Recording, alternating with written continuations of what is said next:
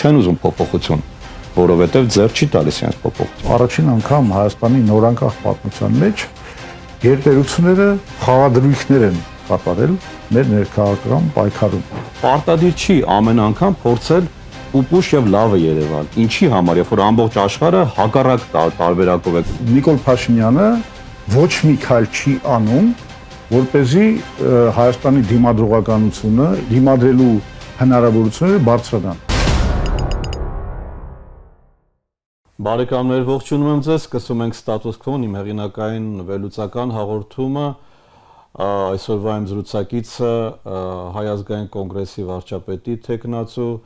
Լևոն Զուրաբյանն է։ Պարոն Զուրաբյան, ողջունում եմ ձեզ։ Բարև ձեզ։ Պարոն Զուրաբյան, եկեք միանգամից սկսենք, մի քիչ Պետրոսի նման հասկացած, եկեք միանգամից սկսենք քննարկումից, որը վերաբերում է դաշինքներ կազմելուն, չկազմելուն, դուք այսպես բանակցում եք, հա, սկզբում Սամվել Կարապետյանի հետ, բոլորի մոտ հարց առաջացավ, ինչու ձեր ջրերը նույն առվով չգնացին, ինչն է խնդիրը։ Մենք 2 տարի գնացել ենք այդ ուղղությամբ, շատ քաղաքական ուժերի հետ քննարկել ենք ընդհանուր միավորման խնդիրը եւ ինչ որ պահի տպավորություն էր, որ այդ դաշինքը ստեղծվում է, համաձայնեցրել ենք, հետո բարձրացավ, որ ինչ որ խնդիրներ կան, մենք չենք էլ խորանում դրանց մեջ, որովհետեւ ռազմավարության ընտրությունը այնպեսի մի բան է, որ ամեն մի ուժ ինքն է որոշում ինչ է անելու։ Իհարկե ես մտածում եմ, որ համախմբումը կստեղծեր հեղափոխական իրավիճակ Հայաստանում, այժմ այդ հեղափոխական իրավիճակը չկա, բայց այդ չի նշանակում, որ խաղը ավարտված է, ուղղակի իհարկե կգործենք ոչ թե որպես միասնական թիմ, կգործենք հիմա որպես քաղաքական ուժ, որը ունի շատ հստակ տեսլական, թե ինչ է անելու, որ Նիկոլ Փաշինյանը հեռանա իշխանությունից եւ դրանից հետո ինչպես պետք է Հայաստանը զարգանա, ինչ ուղղությամբ գնա։ Պարոն Զուրաբյան, այստեղ հարց են առաջացել կապված հենց նույն Սամվել Կարապետյանի հետ հնարավոր դաշինքին։ Իհարկե դա ոմանք համարում են, որ ցանկացած ոչ համախմբում նպաստում է Նիկոլ Փաշինյանի վերարտադրությանը, այսինքն ապրիորի դա միանգամից եթե չեն միավորվում ընդդիմությունում, ուրեմն հետեւաբար դրանով նպաստում են Փաշինյանին։ Բայց այստեղ այլ հարց կա, արդյոք դու գիտեք, որ Սամվել Կարապետյանի քաղաքական ուժին վերագրում են երկու, այսպես ասած, բացասական բան, մեկը որ նա ռուսական ազդեցության տակ է, մյուսը որ օլիգարխ է, այսինքն ռուսական օլիգարխ, ինչպես կարելի է միանալ ռուսական ազդեցության տակ գործող օլիգարխի հետ, այսինքն եթե չլինեն տարաձայնություններ, արդյոք դա ձեզ համար ընդունելի տարբերակ է։ Չէ, մեզ համար շատ պարզ է մի բան, ում հետ էլ մենք մտնենք դաշինքի մեջ կամ հետագայում կոալիցիայի մեջ, մենք ունենալու ենք մեր պայմանները եւ մեր ծրագրային դրույթները, լինի դա օլիգարխիկ կառավարման բացառումը Հայաստանում, լինի դա Հայաստանի արտաքին կուրսը, որը մեր կարծիքով պետք է լինի բացարձակապես չեզոք եւ ուղղված համագործակցության բոլոր ուղղություններով, այդ թվում Եվրոմիության, Միացյալ Նահանգների, ինչու՞ չէ Ռուսաստանի եւ Իրանի եւ Չինաստանի եւ Հնդկաստանի, մենք նաեւ պետք է վերականգնելով այդ նորմալ համագործակցությունը բոլոր ուղղություններով, պետք է օգտագործենք այդ քարտերը նաեւ Թուրքիայի ու Ադրբեջանի հետ հարաբերությունների կարգավորման համար, ինչքան քո դիրքերը ավելի ուժեղ են աշխարհում, այնքան ավելի լավ ես դու ավելի լավ դիրքերից, ավելի ուժեղ դիրքերից ես կարգավորում եւ խաղաղության գնում քո այն հարևանների հետ, ում հետ ունես հակամարտություն։ Մենք այդ պայմանները պետք է դնենք հետագայում, եթե կոալիցիայի հարց լինի որևէ ուժի հետ, նույն բանը պետք է լինի։ Մենք ունենք մեր մոտեցումները, մեր ծրագրերը, մեր ուղղությունը, որով մենք տեսնում ենք Հայաստանի զարգացումը եւ քանի դեռ մեր պարտներների կողմից չի ընդունվում այդ մեր սկզբունքային ծրագրային ուղղությունները, մենք ոչ մեկ էլ չենք պատրաստվում գնալ դաշինքի կամ կոալիցիայի։ Դուք նշեցիք կարևոր մի քանի հանգամանք, որոնցից մեկը, որը ինձ համար նաև ավելի կարևորներից է, արտաքին քաղաքականության վեկտորները, հատկապես Ադրբեջանի եւ Թուրքիայի հետ հարաբերությունների զարգացումը, Հարցն է, որ այսօր Հայաստան, Ադրբեջան, Թուրքիա այս երանգյունին այնպիսի մի այսպես արդեն ցեմենտվել է, ոչ իհարկե դրական իմաստով Հայաստանի համար, որի փոփոխությունը նույն իշխանությունը համարում է պատերազմի հրահրում։ Այսինքն իրենք համարում են, որ եւ Ադրբեջանը ու Թուրքիան ըստ էության արդեն համաձայնել են այս կոնֆիգուրացիան, նրանք չեն ուզում փոփոխություն, որովհետեւ ձեռ չի տալիս իրենց փոփոխություն։ Հիմա արդյոք սա նշանակում է, որ այդ դիվերսիֆիկացիան կամ հավասար հարաբերություններ կամ հարևանություն անելը չի բերելու հենց Փաշինյանի ասած այդ պատերազմին, ինչպես պետք է բացառել դա։ Լավ, մենք գործ ունենք մի մարդու հետ, որը երկու անգամ մեզ խոստացել է խաղաղություն 18 թվին, 21 թվականին, երկու անգամ էլ մենք ստացել ենք պատերազմ։ Իսկն սա սերիական խաբեբայի պահվածք է։ Ես դա համար միշտ ասում եմ, որ Փաշինյանը պետք է գրեր իր պլակատի վրա ոչ թե ինչա գրում, սա չէ, տեր կանգնի խաղաղությանը, այլ պետք է գրեր տեր կանգնի խարդախությանը, որովհետև այն ինչ որ ինքը առաջարկում է, դա խարդախություն է։ Ինքը խաբում է հայ ժողովրդին, երկու անգամ խաբել է եւ ցավոք սրտի այդ պետական ռոպագանդայի լծակները, արևմուտքի ակնհայտ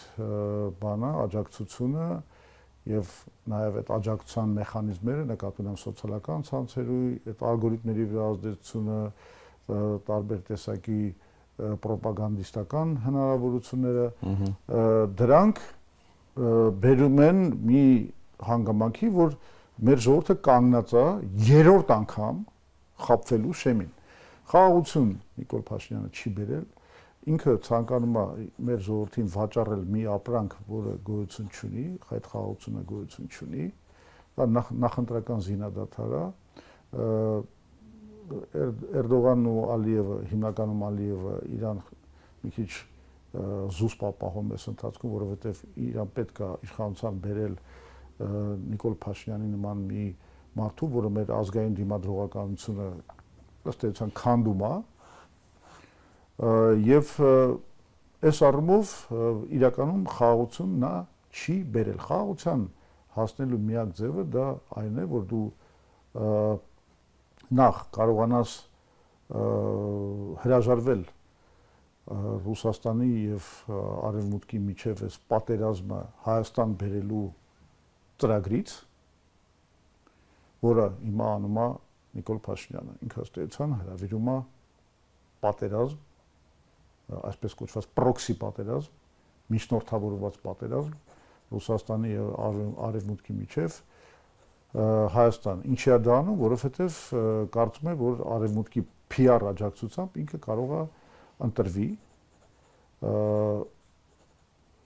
եւ այստեղ ես կնշեի մի հանգամանք։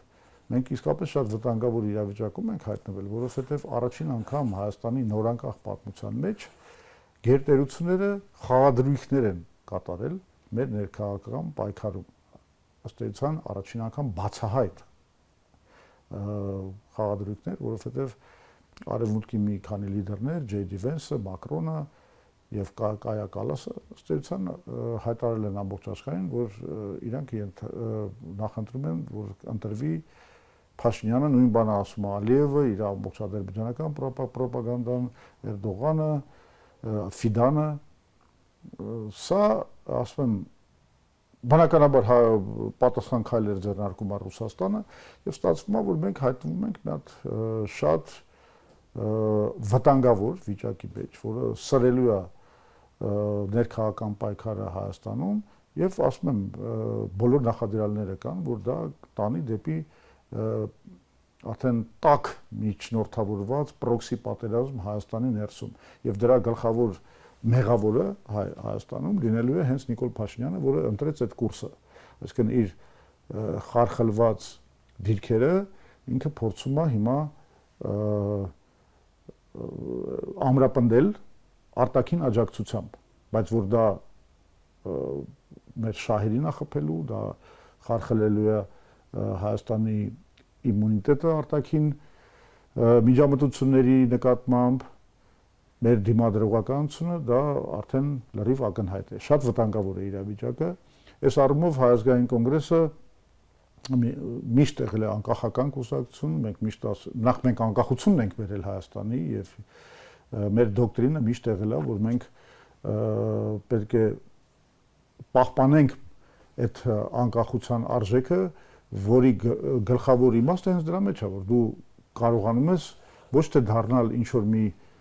բլոկի մաս կամ կցորդ կամ սատելիտ, այլ օգտագործես քո անկախ կարգավիճակը բոլորի հետ համագործակցության ճանապարհով։ Մենք դա առաջարկել ենք մեր երկիր կամուրջ կոնցեպտի մեջ նախընտրական եւ բոլորին հրավիրում եմ այցելել մեր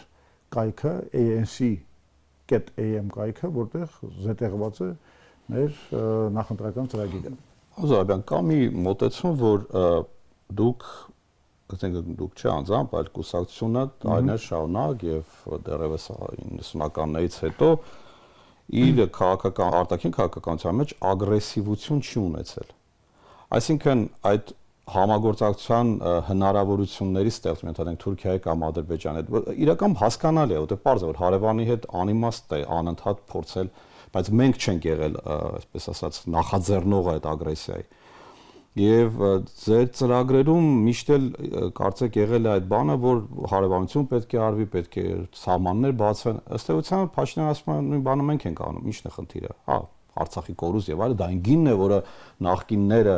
չուզեցին վճարել, մենք ստիպված եղանք ինքներս վճարել, բայց մենք էլ անում ենք հենց դա, մենք Թուրքիայի հետ, Ադրբեջանի հետ ուզում ենք համագործակցել։ Ի՞նչն է տարբերությունը այդ դեպքում։ Նախ մեր ժամանակաշրջանին անդրադառնամ, այո, մենք ագրեսիվությունը երբեք չենք արտահայտել, անգամ պատերազմի ընթացքում 91-ից 94 պատերազմի ժամանակ ագրեսիվություն չի եղել։ Մենք միշտ միջազգային հանրությանը ներկայացնենք որպես մի երկիր, որը ուզում է խաղաղություն, որը ոչ մի տերիտորիալ պահանջներ, տարածքային հավակնություններ չունի որևէ այլ երկրի նկատմամբ, մասնավորապես Ադրբեջանի նկատմամբ, որը պատրաստ է ցանկացած խաղաղության, որը բավարար կլինի եւ Ադրբեջանի եւ Լեռնային Ղարաբաղի ժողովրդի համար, մենք դիտարկել ենք Լեռնային Ղարաբաղի այդ անկախացումից հետո բնականաբար ես բանը անեմ, ես հստակեցում անեմ, միջև անկախացումը մենք գործել ենք այլ իրավական միջավայրում, սովետական միության սահմանադրական իրավական միջավայրում, այնտեղ ըստ սահմանադրության մենք կարող էինք խոսել միացումի մասին, այսինքն որ Լեռնային Ղարաբաղը դուրս գա Ադրբեջանի կազմից եւ միանա Հայաստանի կազմին։ Երբ որ մենք արդեն անկախացանք, մենք հայտնվեցինք մի իրավիճակում, որ աշխարհը ճանաչել էր Խորհրդային Միության նախկին հանրապետությունների կարգավիճակը որպես անկախ երկիր, Խորհրդային Միության ներքին սահմանների համաձայն։ Եվ այդ դեպքում արդեն հարց էր ծագում, որ միացման քաղաքականությունը կդիտարկվի որպես անեքսիոնիստական քաղաքականություն։ Ինչ խնդիր կար որ դրա մեջ։ Այն խնդիրը Իսրայելը անում է, Ռուսաստանը անում է, շատ ու շատ երկրներ անում են, նույն Ադրբեջանը անում է ըստ էության հիմա դա։ Ուրեմն Իսրայելի հետ երբեք չհամատվեք, չէ, որպես քեյս է։ Չէ, քեյս, Կոսովոն է քեյս։ Քեյսը հետևյալն է։ Բոլորը քեյսեր են, ոչ թե նույնն են կամ պետք է օրինակ մի համատվեք, որովհետև քեյսերը տարբեր են լինում։ Կոնկրետ Իսրայելի դեպքում իրանք միշտ ունեցել են այնպիսի պաշտպան, նաև իսրայելական լոբի բանում, հրեական լոբի Ամերիկայում, ունեցել են դեմս Ամերիկայի մի պաշտպան, որը անվտանգության խորհրդի բոլոր նիստերում դրել է վետոներ, ամբողջ աշխարհը դեմ ա եղել Ադրբեջանին, փորձել է ընդունել 200 ռեզոլյուցիա կա Իսրայելի դեմ։ Փորձել են, չէ, Իսրայելի, ասում եմ, այն ռեզոլյուցիաները, որոնք կոնկրետ հետևանքների կարային բերեին, ասենք պահանջեին Իսրայելից ինչ որ բաներ, այսինքն սանկցիաներ օրինակ կիրառվեին Իսրայելի դեմ եւ այլն, դրանք բոլորը վետոյի իրավունքով Միացյալ Նահանգները բլոկել է։ Բայց դա 70-ականից հիմա էլ է բլոկել, դուք ուրեմն չէ, կներեք։ Այս հիմա այս Գազայի օպերացիայի ժամանակ 10 հատ ռեզոլյուցիա է բլոկել Ամերիկան։ Հիմա Իսրայելի լոբինգը չենք անել, ուզում ասեմ արդյոք եղել է ձեր մոտ այդ բանը, որ պարտադիր չի ամեն անգամ փորձել պուպուշ եւ լավը Երևալ։ Ինչի համար, երբ որ ամբողջ աշխարհը հակառակ տարբերակով է, ինչի պետք է Հայաստանը երևա, որ ինքը խաղաղասեր է, ինքը չի ուզում, չի, ինչ, չեմ ասում, ասենք պատերազմ ենք ուզում, Բայց ինչի է այդ ագրեսիան բացակայել։ Հիմա էլ այս նույն մարդը այդ նույն բանը ըստ էության ասում են, դուք էլ ասեք, որ Հայաստանին ձեռնտուլին Ադրբեջանի եւ այս մարդու ասածները հետո կքննարկենք։ Հիմա քննարկում ենք մեր կեցվածքը ու ես ձեզ ուզում եմ հիշեցնեմ, որ առաջի խնդիրները Հայաստանի համար սկսվեցին հենց այն պահից, երբ որ մենք սկսեցինք այդ զուսպ դիրքորոշումից շեղվել։ Մասնավորապես, երբ որ մենք արդեն Տեր-Պետրոսյանի հրաժարականից հետո, երբ որ մենք ըստ էության գնացինք շատ ավելի կոշտ դիրքորոշման, արդեն առաջին ծիծեռնակները եկան 2004 թվականին Եվրոպայի խորհրդի այդ բանը, ռեզոլյուցիան, որով դատապարտվում էր Հայաստանը իր ուրեմն հարևան երկրի տերիտորիան օկուպացիոնի նպատակով մինչև 98 թիվը մենք այդպես բաներ չենք ունեցել։ 14-16 բանաձևն է, որ հայկական կողմը շատ լավ ողջունեց եւ այլն եւ այլն։ Չէ, բայց ուզում ասեմ դրանից սկսեց այդ ճնշումը, շարունակվեց, մենք ստացանք շատ լուրջ խնդիրներ, կոնֆլիկտը սկսեց ինչ որ պահից հատկապես Քիվեստից հետո ընկալվել որպես տերիտորիալ վեճ Հայաստանի ու Ադրբեջանի միջև, դա բարդացրեց մեր դիվանագիտական դիրքերը, դա բերեց խնդիրների, բայց կար նաև հարգանք, որ դու վերահսկում ես տարածքներ, կար հարգանք, որ դու ունես ուժեղ բանակ, կար հարգանք, որ դու կարողանում ես քեզանից մեծ պետությանը բավականաչափ պահել։ Ես խնդրում եմ ընդգծել, որ այդ բոլոր նվաճումները եղել են հենց մեր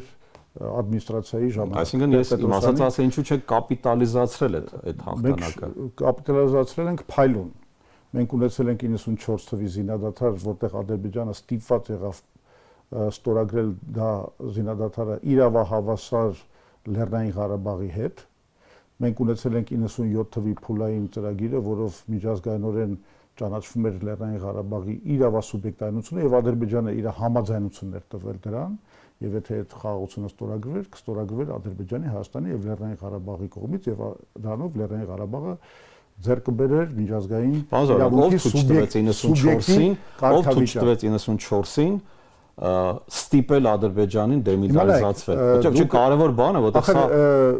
ինձ շատ են հետաքրքիր։ Պրոբլեմատիկան է, որ մենք գտնվում ենք ընտրությունների շրջանում, իսկ դուք հիմա բարձրացնում եք հարցեր, որոնք ես երևի 150 անգամ քննարկել եմ, պատասխանել եմ, պատասխանները տվել եմ։ Ճիշտ է, բայց ես ուզում եմ որ դուք ընտրության իմանա ապագայի մասին։ Հենց դա դուք դրեք այդ համատեքստի մեջ, որովհետև դա մեկը մյուսի հետ փոխկապակցված է։ Համատեքստի մեջ դրեցի, արդեն բացատրեցի, որ ոչ թե խնդիրը անցավ գնալն է։ 97 թվականին բերել էինք Ադրբեջանը խաղաղության, այդ մեր ներսի խնդիրներն են, որ ցույց տվեցին այդ խաղաղությունը ստանալ, բայց Ադրբեջանը համաձայնվել էր։ 2019 թվականին եւս մեկ անգամ եղել էր նման շանս, երբ որ Մինսկի խմբի համանախագահությունը դրել էր 2019 թվականի հուլիսի փաստաթուղթը Նիկոլ Փաշինյանի առաջ, որով ընդամենը 5 շրջան պիտի վերադարձնեինք եւ կնքեինք միջազգայինորեն երաշխավորված խաղաղություն, որը Նիկոլ Փաշինյանը չարեց։ Այսինքն տեսեք, մենք միշտ զուգորդել ենք խաղաղ հռետորաբանություն եւ խաղաղություն հաստատելու նպատակները ռազմական պոտենցիալի հետ եւ մենք այնպես ենք արել, որ խաղաղությունը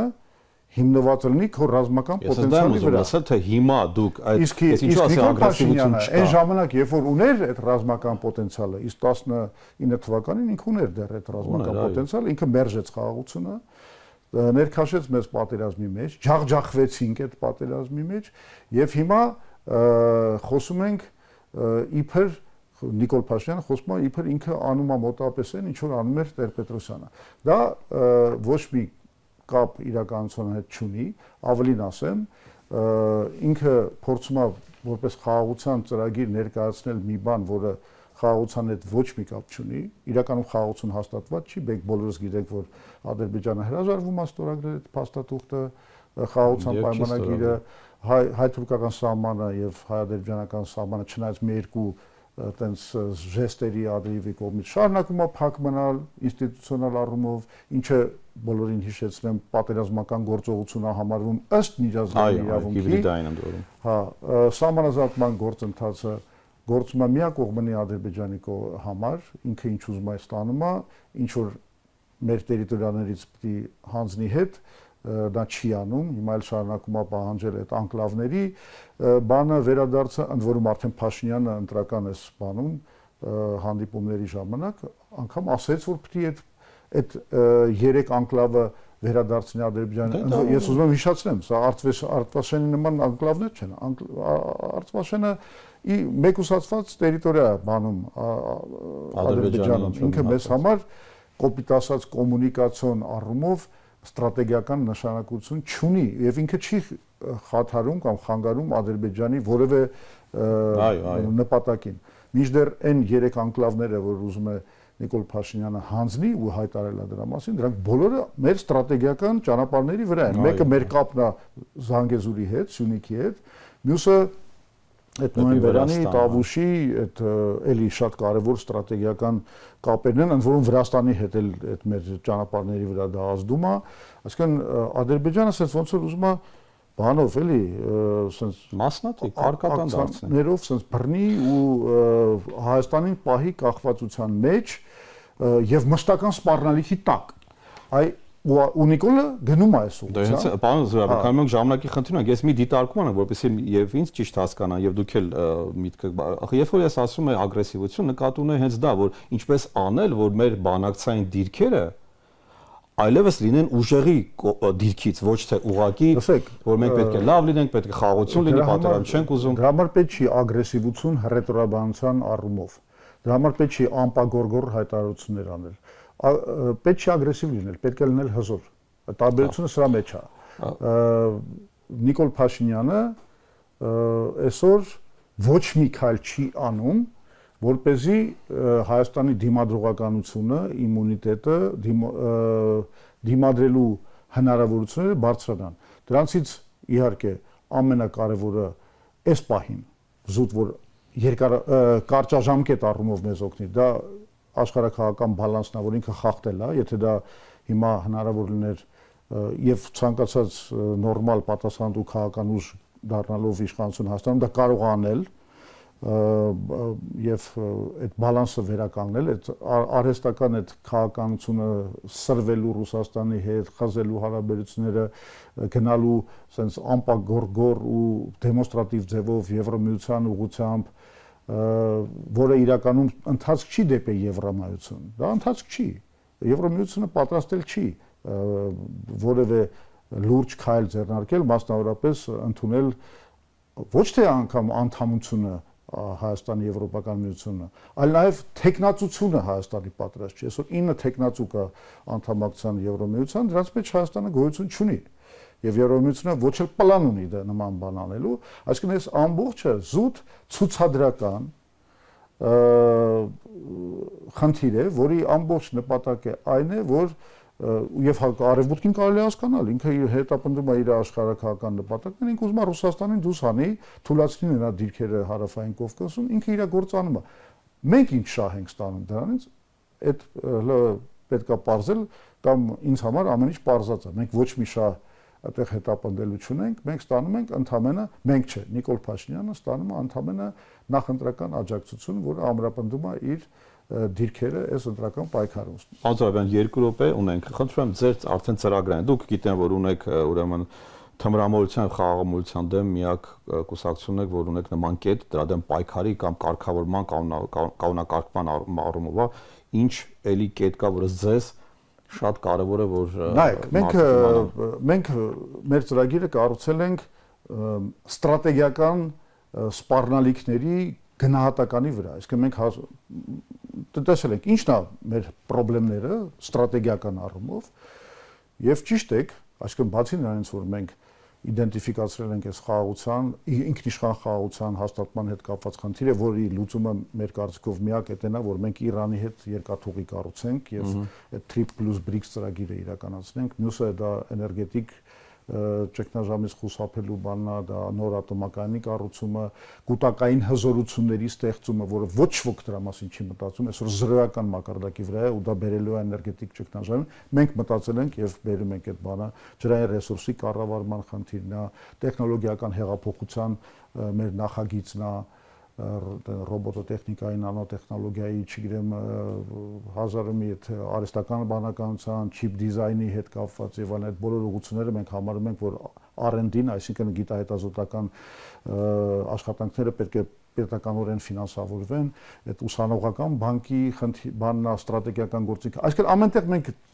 գործիք ենք ստեղծել, որը կոնկրետ ստրատեգիական սպառնալիքի դեմն առնի կամ մեզ տանի ստրատեգիական խոցելիությունները նվազեցնի ուղղությամբ։ Եվ ըստեղ մեկ էլ մենք մեզ համար իսկապես ապշահար հայտնաբերում ենք, որ մի հատ ասում եմ մեր անվտանգությանը սպառնացող մեր ժողովրդին սպառնացող, մեր ժողովրդի կյանքին առողջությանը սպառնացող մի խնդիր կա, դա խաղամոլությունը, massական խաղամոլությունն է եւ թմրամոլությունը, ընդ որում չափասների չէ արդեն։ Ընդ որում 8 տարվա բանում, այս կառավարման շրջանում Նիկոլ Փաշինյանի, ուրեմն խաղադրույքերի չափը 12 անգամ մեծացել են, արդեն 4.5 տրիլիոնի են հասել տարեկան շրջանառությունը, որը խայտարակություն է, նշանակում է մենք ուղղակի արդեն կարաս քո հասարակության զգալի մասը հիվանդ համարես այդ ուղղությամբ, որովհետև դա կորուստի ճանապարհ է, սնանկության ճանապարհ է, բոլորին իրանց տնեցիներին, ասենք, վարի տալու ճանապարհ է, ու մեր ազգը զանգվածայնորեն մտնում է դրա մեջ, բայց հետո մեկ էլ տեսնում ես, որ այս ամեն ինչին հովանավոր կա, ու դա Նիկոլ Փաշինյանի ռեժիմն է։ Եկեք չմոռանանք, որ այդ արցանց կազինոների տերերը տանում են մեր ղեկավարներին, այսպես կոչված,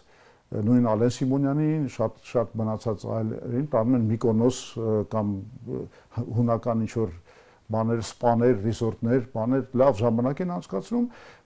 իսկ վճարում են նրանով, որ ընտրում են օրենսդրություն, որը գնալով այդ արցանց, այդ կազինոների տերերի գործերը ավելի ու ավելի լավացնում։ Այսինքն ըստ էության այս խաղամոլության սպոնսորը գլխավոր Նիկոլ Փաշինյանի ռեժիմն է։ Նույն բանը խաղամոլության, ներողություն, թմրամոլության բանում ենք տեսնում։ Դուք երևի զգացել եք, որ Փաշինյանի այս թիմի մեջ շատ հանդուրժողական վերաբերմունք կա, ընդհանրապես նարկոտիկների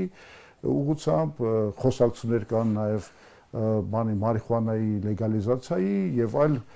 մոտեցումների մասին, եւ մեկ էլ տեսնում եմ, որ այո, Նիկոլ Փաշինյանը դարձել է գլխավոր հովանավորը եւ այդ խաղամոլության եւ բանի, այդ թմրամոլության, բայց գոնե ընդդիմադիրների մոտ պետք է լիներ ինչ որ բան, ցանկություն կամ ծրագիր պայքարի այդ երևույթների դեմ, ու ես պարզում եմ, որ ոչ մեկի մոտ այդպես բան չկա։ Իսկ մեզ մոտ շատ հստակ մեխանիզմներ կան, թե ոնց ենք մենք պայքարելու այդ երկու երևույթների դեմ, բոլորին նորից կոչ եմ անում մտնել ներկայք, որտեղ այս մեր ժամանակը թույլ չի տալիս մանրամասնորեն անդրադառնալ այդ դետալներին, բայց խնդրում եմ մտեք, տեսեք, որ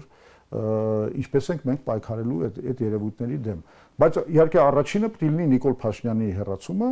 իսկ երկրորդը այն բոլոր ստրատեգիական գործիքների կիրառումը, որը մենք ներկայացրել ենք մեր հանրությանը։ Պարոն Զուրաբյան, շատ շնորհակալ եմ։ Շնորհակալություն նաև ձեզ, ելի բարեկամներ, որ հետևեցիք մեր այս քննարկմանը, հաջողություն ձեզ։